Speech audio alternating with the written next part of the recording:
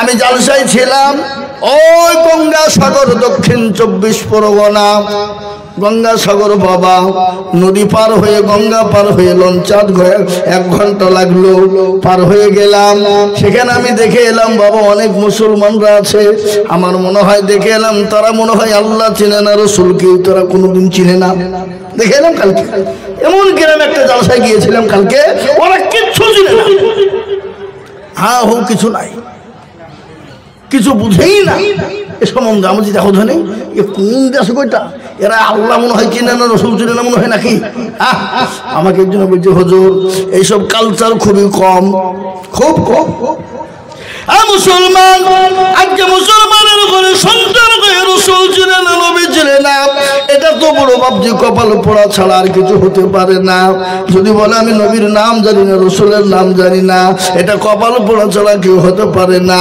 যে নবীর জন্য আজকে দুনিয়া পেলাম যে নবীর জন্য দিন পেলাম যে নবীর জন্য কোরআন পেলাম যে নবীর জন্য দুনিয়ার জমিন পেলাম যে নবীর জন্য মসজিদ মাদ্রাসা মার্কাত খানকা পেলাম যে নবীর জন্য আপনার নামাজ পেলাম রোজা পেলাম যে নবীর জন্য টুপি পেলাম সব পেলাম বাবা অথচ সেই নবীকে আজকে আমরা অনেকেই চিনি না অনেকে নাম জানি না নবী বিশ্ব নবীর ঘটনা শুনলে আজ মুসলমান এই দিনের জন্য নবী রক্ত দিয়েছে বিবিদেরকে সাহাবারা বিবিকে বিয়ে করেছে সন্তানকে প্রেম করে দিয়েছে আল্লাহ নবী উহুদের যুদ্ধে মার খেয়েছে খন্দকের যুদ্ধে মার খেয়েছে এবং বদরের প্রান্তে তিনি দান্দার মোবারক শহীদ করেছে এমনকি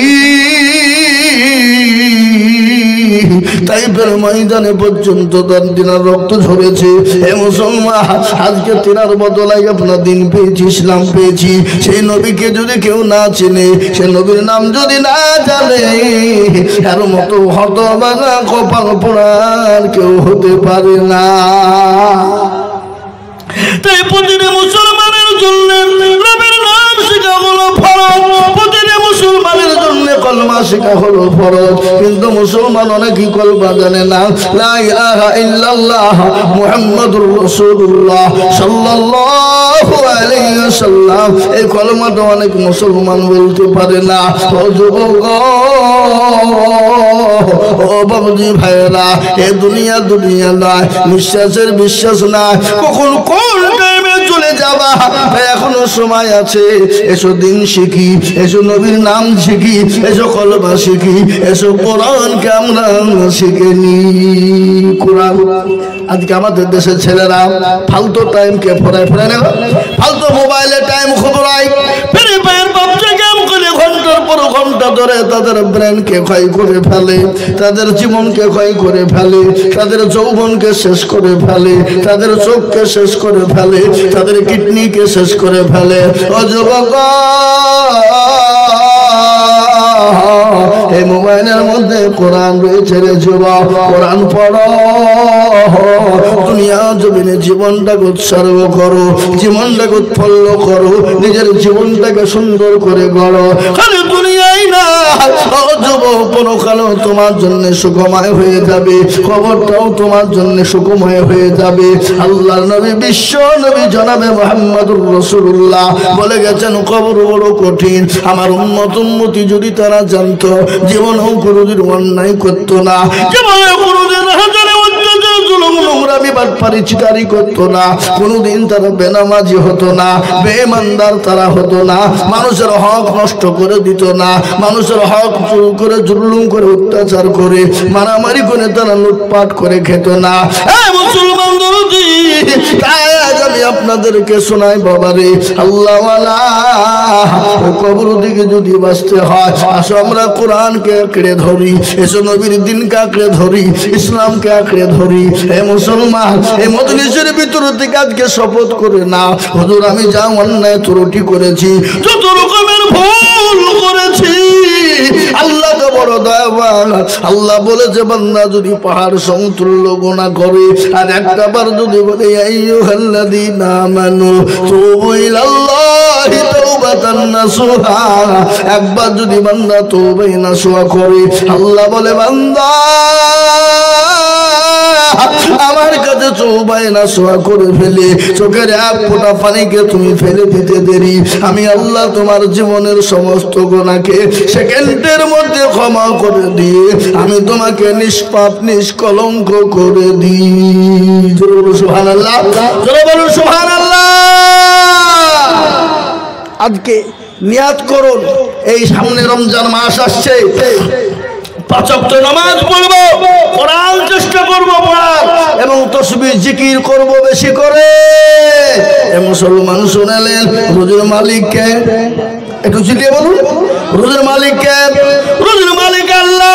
আপনি 1000 ইনকাম করবেন, বড় মাছ কিনে নিয়ে আসবেন, 5 কেজি ওজনের মাছ কিনে আনবেন, খাসির মাংস কিনে আনবেন, গরুর মাংস কিনে আনবেন, বাড়িতে এসে বলবেন আনন্দ করে খাবো, সুন্দর করে রান্না করে খাবারটা আপনার সামনে হাজির।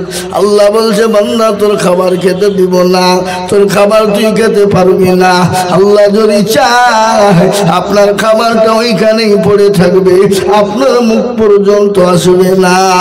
ধরে বলুন ঠিক কিনা, ধরে বলুন। এ বাবা রোজের মালিককে, ধরে বলুন রোজের মালিককে? রোজের মালিক হলো আল্লাহ।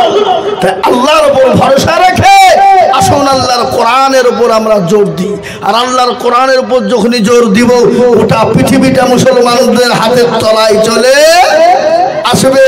আজকে গোটা পৃথিবীর বেঈমানরা এটাই চাইছে যে মুসলমানদের কাছ থেকে যেন কোনো প্রকারে কোরআনকে মিটিয়ে দিতে হবে, কোরআন ছোঁয়া যাবে না। কেন? ওইটাই হলো মুসলমানদের মেন গাইড বুক। আর ওই কোরআনটা যদি বন্ধ হয়ে যায়, মুসলমানদেরকে যেরকম করে পারবো ইচ্ছা সেরকম ভাবে আমরা কি করব? পায়ের তলে ফুটবলের মতন ব্যবহার করব। আজকে গোটা পৃথিবী মুসলমানদেরকে ফুটবলের মতন ব্যবহার করছে না, করছে না? যারা বলুন ফুটবল মানে যেই দেখে সেই লাঠি মারতে মন যায়, যায় না? এই বাবা কথা বলেন না কেন? যার পায়ে পড়ে তারই মন চায় এক লাঠি মারে, মারে কেনা? আজকে আমাদেরকে ফুটবলের মতন ব্যবহার চলছে গোটা পৃথিবীতে বাবা। আজকে আমাদেরকে যেই দেখছে, যারাই দেখছে, আড়াল চোখে তাকিয়ে দেখছে। গতকালকে ভাবছি আমি গঙ্গাসাগর যাচ্ছিলাম, এরকম মাথায় পাগড়ি বাঁধাতে, বুঝলেন?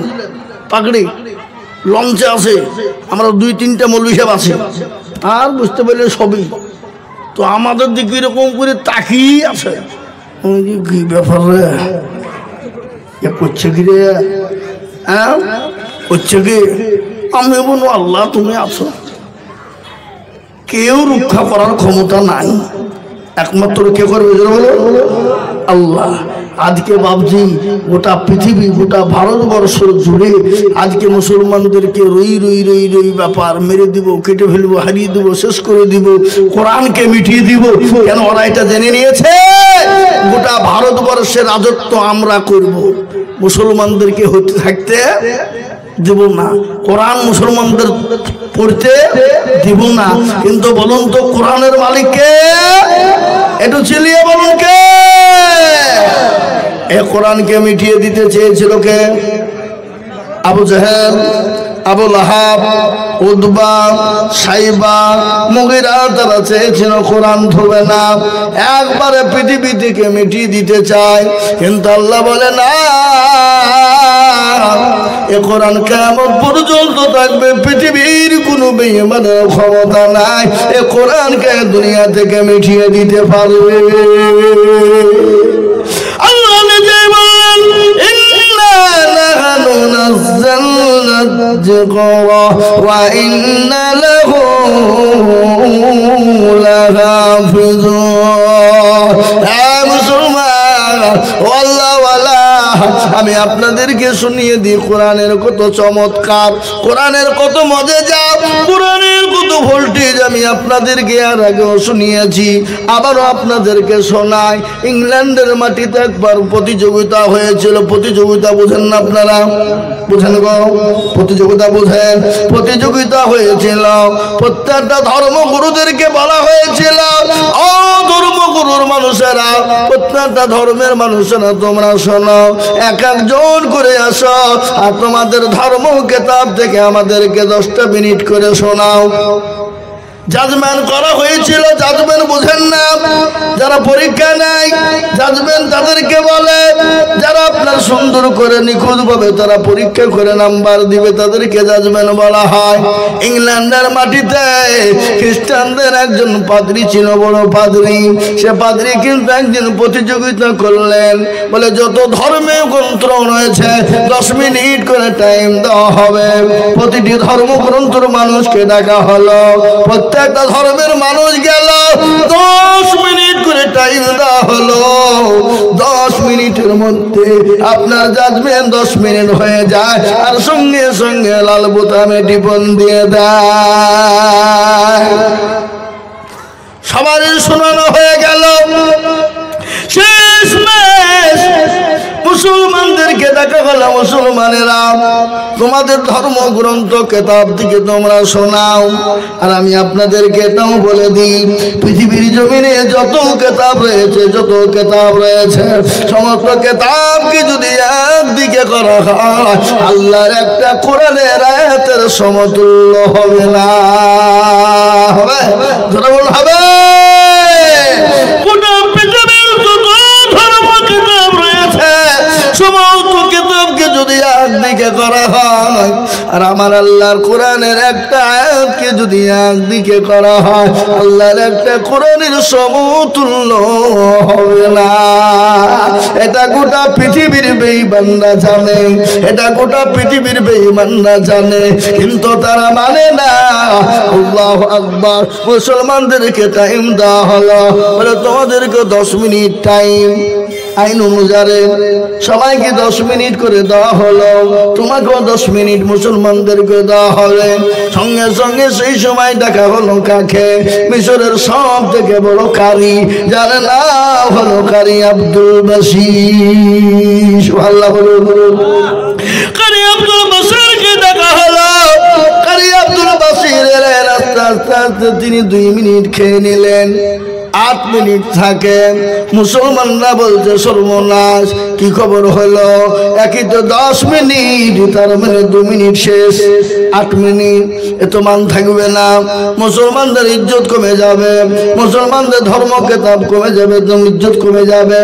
হযরতে কারি আব্দুল বাসির তিনি আরো 2 মিনিট শেষ করে দিলেন, থাকলেন 6 মিনিট। মুসলমানরা বলে কাকে এনেছিস রে?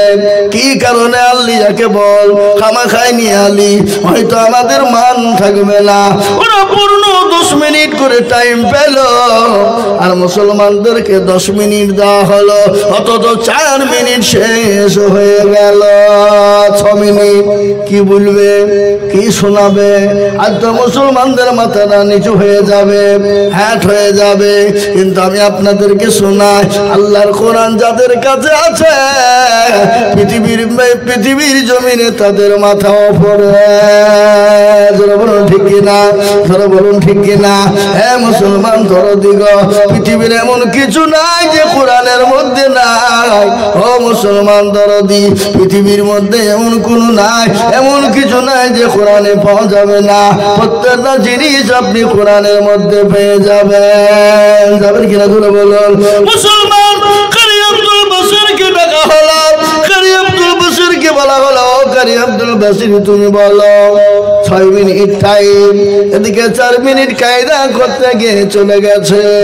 মুসলমানদের মাথা হয়তো নত হয়ে গেল, বলে কি হলো রে?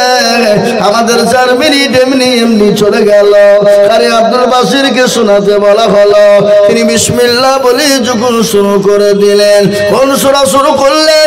কিয়ামতের দিনে, কিয়ামতের ময়দানে যে সূরাটা আমার আল্লাহ নিজেই তিনি পড়বেন, সে সূরা থেকে যখন তিনি শুরু করলেন, কারি আব্দুল বাসির পড়ে যায় 10 মিনিট পার হয়ে গেল, 15 মিনিট পার হয়ে গেল, 20 মিনিট পার হয়ে গেল, আধা ঘন্টা হয়ে গেল, 1 ঘন্টা হয়ে গেল, 1.5 ঘন্টা হয়ে গেল, কিন্তু জাজমেনের কোনো জ্ঞান নাই, জাজমেনের কোনো খবর নাই। সমস্ত ধর্মগ্রন্থের মানুষরা জাজমেনকে চেপে ধরলেন। হ্যাঁ জাজমেন সাহেব, খ্রিস্টানদের পাদ্রীজি, আমাদের সমস্ত ধর্মগ্রন্থ থেকে 10 মিনিট করে টাইম দেওয়া হলো, আমাদের 10 মিনিট পার করতে দেওয়া হলো না। আর মুসলমানদের 1.5 ঘন্টা হয়ে গেল, তারপরও কোনো খবর থাকে না। ব্যাপারটা কি? আপনাকে আসামির কান গলায় দাঁড় করানো হবে।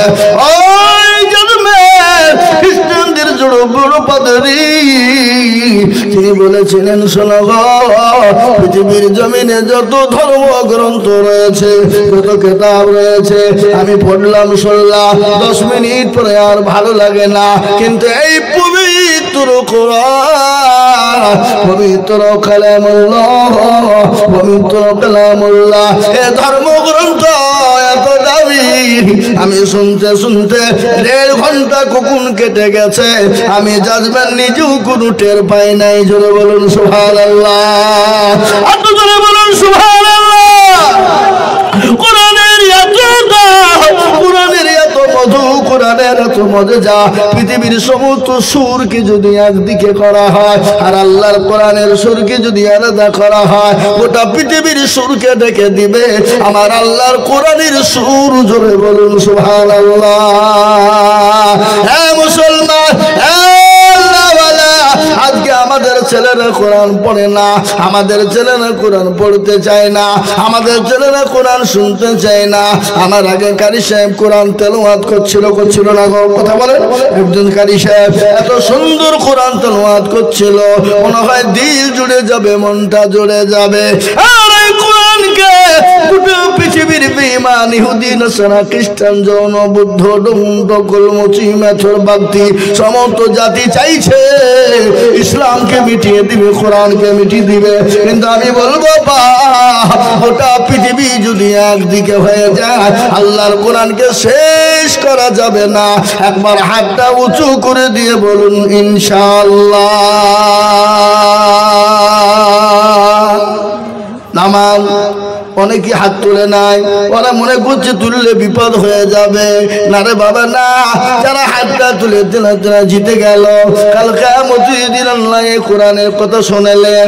আমি আপনাদেরকে গল্প বলি না, এই কোরআন বলে দিয়েছেন কাল কিয়ামতের দিন কোরআন বলবে আল-ইয়াউমা নাখতিমু আলা আফওয়াহিহিম ওয়া তুকাল্লিমুনা আইদিহিম ওয়া তাশহাদু আরজুলুহুম বিমা কানু ইয়াকসিবুন। কিয়ামতের দিনে সাক্ষী দিয়ে দেবে, হাতকে জিজ্ঞাসা করে বলবে তোকে কোন কাজে ব্যয় করেছিল? হাত বলবে মাবুদ গো, ওই মাদ্রাসা জলসা বক্তা জিজুল বলেছিল কোরআনের প্রেমিক কারা, দিনের প্রেমিক কারা, হাতটা তুলো তারা। এই হাতটা তোলার কারণে জাহান্নামটা খারাপ হয়ে যাবে। আরে কোরআন আপনাকে পরকালে সাক্ষী দিয়ে আপনার জন্য জান্নাত নিয়ে চলে যাবে। এই কোরআন আপনার জন্য কবরে ঢাল স্বরূপ ব্যবহার করবে। সেই কোরআনকে জিন্দা করা হয় এই মাবুদপুর মাদ্রাসা। আজকে অনেক ছেলেদের মাদ্রাসা আছে, আজকে মেয়েদের মাদ্রাসা। এই মাবুদপুর মাদ্রাসায় কোরআনে 2 জন হাফেজ হয়ে গেল, 2 জন মহিলাকে পাগড়ি পরানো হলো। আজ আমি আপনাদেরকে বলবো, মেয়েরা যদি হাফেজা আলেমা হয়ে যায়, তাদের ঘরে সন্তান গোলা আলেমা হাফেজা হয়ে যাবে। তাদের ঘরে সন্তান গলা কমসে কম কোরআন ওয়ালা হবে, তাদের ঘরে সন্তান গলা কমসে কম নামাজি হবে। এই মাদ্রাসাকে বাড়ানোর জন্য, এই কোরআনকে বাড়ানোর জন্য বড় লম্বা চওড়া বয়ান নাই বাবা। আমি আপনাদের কাছে একটু হাত পেতে দিব। আমি আজিজুল হক সারা পশ্চিম বাংলা না, আসাম, ত্রিপুরা, মেঘালয়, মণিপুর, উড়িষ্যা, বিহার, ঝাড়খণ্ড, পশ্চিম বাংলা, বাংলাদেশ, কত জায়গায় লক্ষ লক্ষ টাকা করে আল্লাহর কোরআনের মহাব্বতে চাই রে বাবা। তাই আল্লাহর কোরআনকে বাঁচানোর জন্য আমি আপনাদের কাছে 10 জন দরুদিকে বলবো, ডানে বায়ে পিছনে সামনে উপরে নিচে, বলে হুজুর গো আমার কাছে জান আছে মান নাই, ও হুজুর আমি পরে অল্প অল্প করে দিয়ে আল্লাহর কোরআনের খিদমত করবো মহাব্বতের সাথে। এই কোরআনকে জিন্দা করার জন্য, মাদ্রাসার বিল্ডিং বাড়ানোর জন্য আবার জমি কিনেছে বাবা।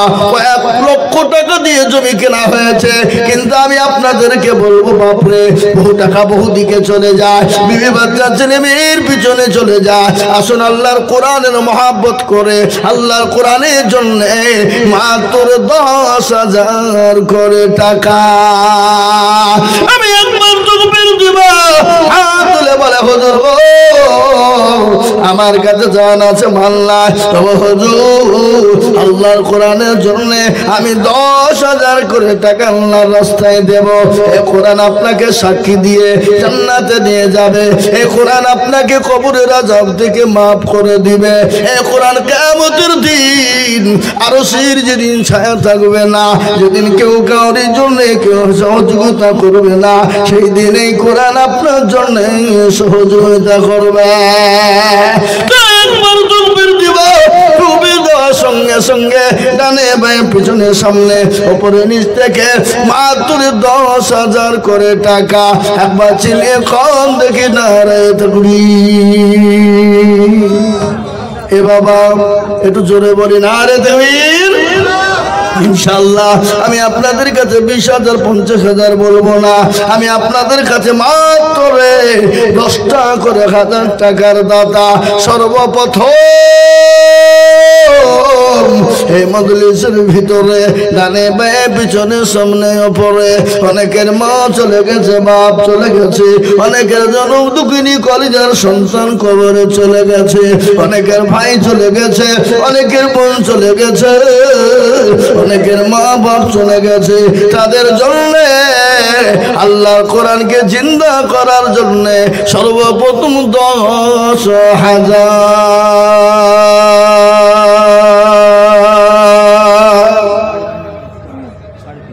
ইনশাআল্লাহ। এত বড় মজলিসের ভিতরে এমন কোন আল্লাহর বান্দা নাই, এমন কোন নবীর প্রেমিক নাই, এমন কোন আল্লাহ ওয়ালা নাই। হে বাবা, মৃত্যু হতে যদি এখনই মারা যায়, গাড়ি মানি টাকা পয়সা সম্পদ ফেলে দিয়ে চলে যেতে হবে, কোনো জিনিস সঙ্গে যাবে না। এটাই সঙ্গের সাথী হবে, এটাই আপনার কবরের সঙ্গের সাথী হবে, এটাই পরকালের সাথী হবে, এটাই জাহান্নাম হারাম করে দিয়ে জান্নাতকে ওয়াজিব করে দেবে। কয়লা মুসলমান, এমন কোন আল্লাহ সর্বপ্রথমে আল্লাহ কোরআনের জন্য সর্বপ্রথম 10,000 টাকা।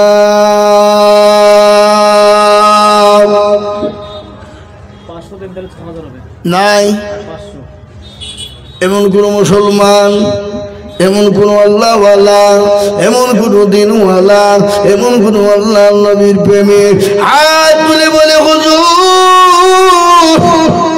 আমার কাছে জানাতে বান্দা হুজুর গো, আল্লাহ না করুন যদি বাড়ি যান, বাড়ি থেকে যদি কারো কোনো রকম অসুখ হয়ে যায়, ডাক্তারের বাড়ি যেতে হয়, 1000 টাকা চলে যাবে।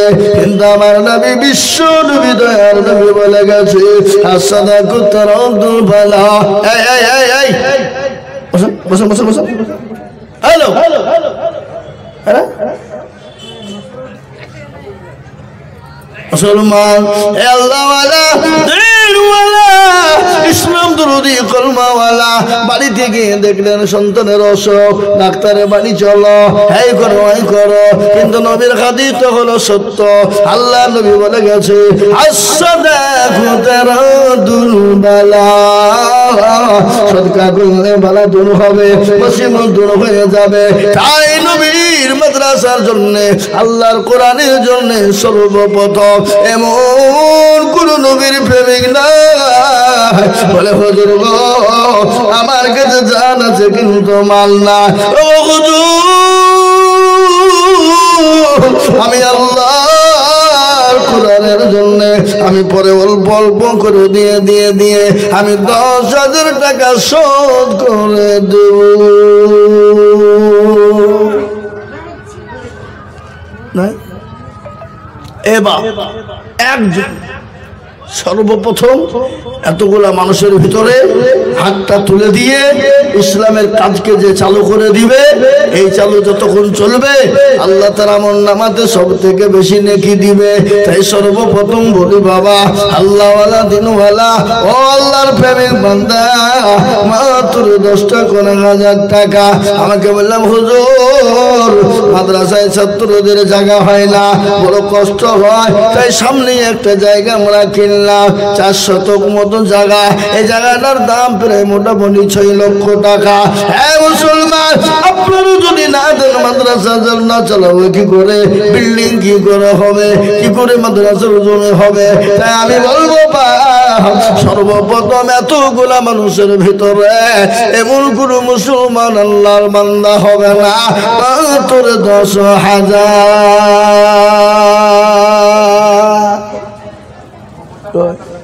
হবে না?